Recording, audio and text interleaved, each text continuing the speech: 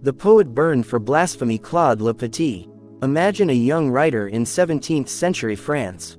Not a king, not a general, not a priest, just a poet, just a sharp mind, just a dangerous pen. He lives in a world where the church is powerful, where the king rules by divine right, where religion and politics walk hand in hand. In that world, questioning faith is not just a private opinion. It can be a crime. Words can become evidence. Poems can become weapons. Ink can become a death sentence. One young man decides to write anyway. His name is Claude Le Petit. He is real. He lived. He wrote. And in 1662, he was burned in Paris for his words. This is not a legend. This is a documented case. This is the story of a libertine poet, who paid for free thought with his life. And this is what his story means for us today. Section 1. The world around him. To understand Claude Le Petit, you have to feel the air of his time. 17th century France. A Catholic kingdom, a strong monarchy, a powerful church. Religion is not just about personal belief. It shapes law, it shapes morality, it shapes what you are allowed to say in public. Blasphemy is not only a sin, it is a legal offense. The church has influence, the king has force. Together they define the limits of speech. In this world, silence is safe, obedience is rewarded, fear is a tool. If you write against religion, if you mock sacred figures, if you attack the honor of the state, you can be arrested, you can be tried, you can be killed. This is the world Claude Le Petit walks into. Section 2. Who was Claude Le Petit? Claude Le Petit was born in 1638. Most sources place his birth in Paris. He was the son of a tailor. He studied with the Jesuits.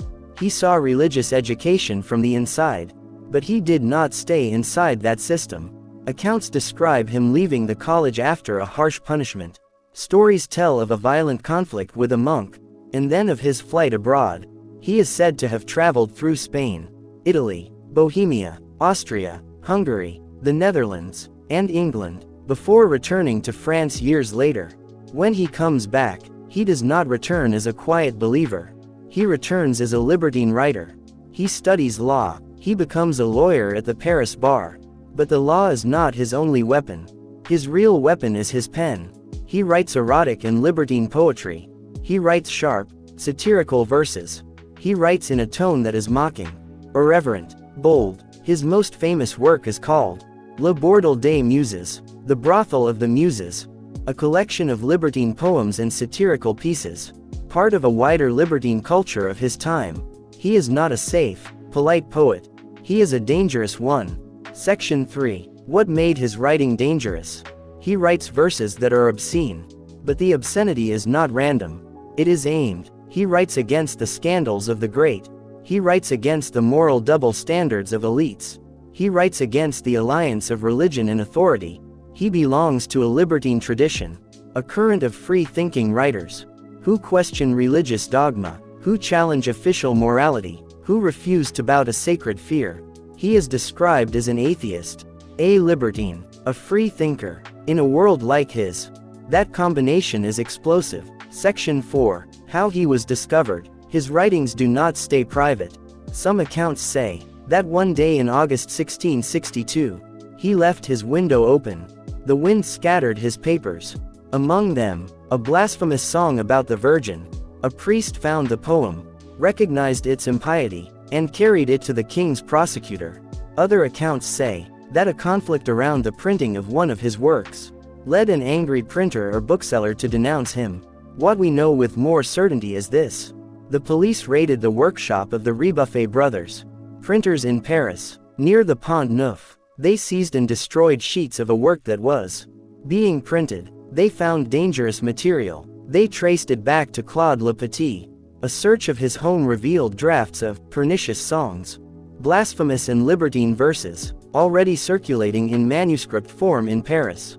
The authorities now had a target, a name, a body, a writer. He was arrested, he was imprisoned, he was prepared for trial.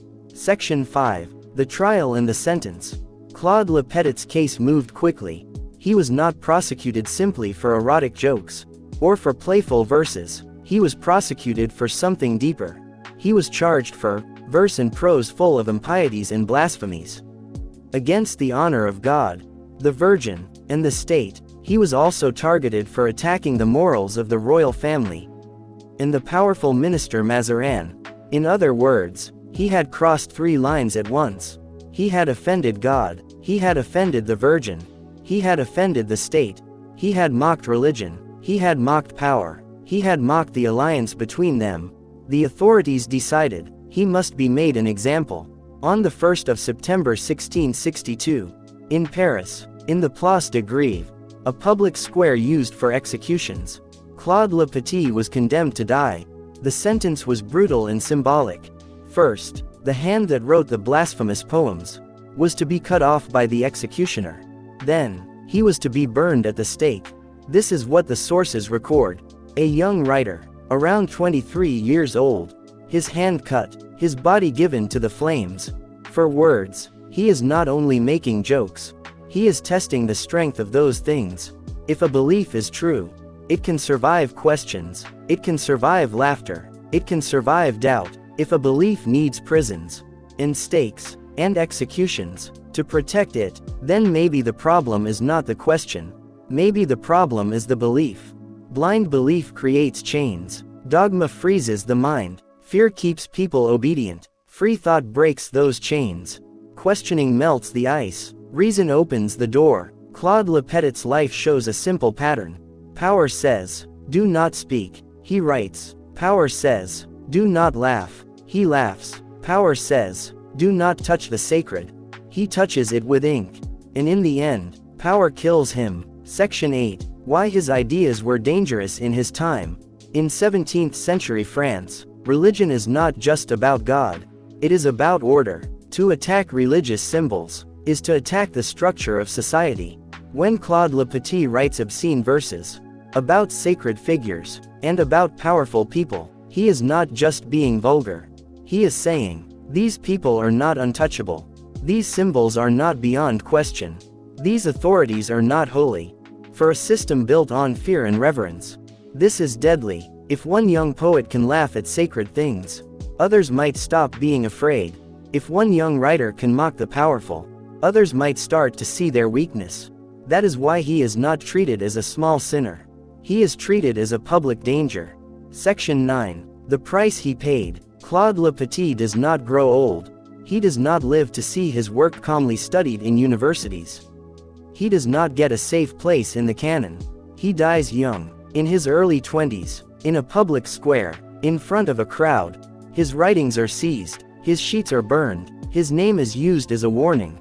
He becomes a message. This is what happens when you write against God, against the Virgin, against the state. For a long time, he remains a marginal figure, not completely erased, but not widely known. Later, scholars of libertine literature publish his works, study his life, place him inside the history of free-thinking writers. But he never becomes a mainstream hero. He remains a sharp edge, on the side of history. Section 10. What his story means for us. Now bring this story into the present. We live in a different world. Different laws, different powers, different tools, but some patterns remain. There are still beliefs that people are afraid to question. There are still authorities that do not like satire. There are still systems that use fear to control speech. Claude Le Petit's story asks us a few hard questions. If a belief is so fragile that a poem can threaten it, how strong is that belief? If a system needs to burn a young writer to protect itself, what is it really protecting? If laughter is treated as a crime, what does that say about the confidence of power? His life does not give us a full theory, but it gives us a direction. Test beliefs with reason. Do not worship fear. Do not let any idea stand above criticism. You can learn from his courage. He lived in a time when free thought was dangerous. He wrote anyway. He knew that words could cost him everything. He wrote anyway. He faced the full weight of church and state. He did not become silent. His story whispers a simple message. Do not let fear think for you. Do not let dogma close your mind. Do not let any authority tell you that questions are forbidden. He was a young man, a poet, a libertine writer, an atheist and free thinker. He wrote verses that mocked the powerful. He wrote poems that offended the sacred. He was arrested, tried, and burned in Paris in 1662 for impieties and blasphemies against God, the Virgin, and the state. His body turned to ash, but his case remained in the record.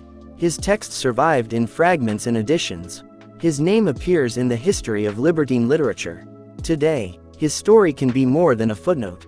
It can be a reminder that free thought has a price, that satire can be dangerous, that power fears laughter, and that every time someone risks speaking freely, they stand in a long line of people who chose truth over fear. That is real story, to listen carefully, to think deeply, and that, in any century, is where freedom begins.